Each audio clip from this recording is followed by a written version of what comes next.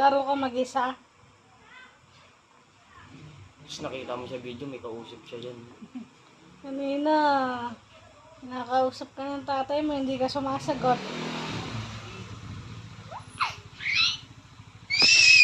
Nakausap ka din ni Ate Pat kanina, hindi ka rin sumasagot.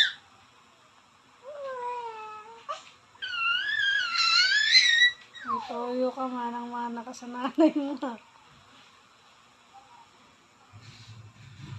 Oo. Yung ulo mo, anak, saan ka nakatingin?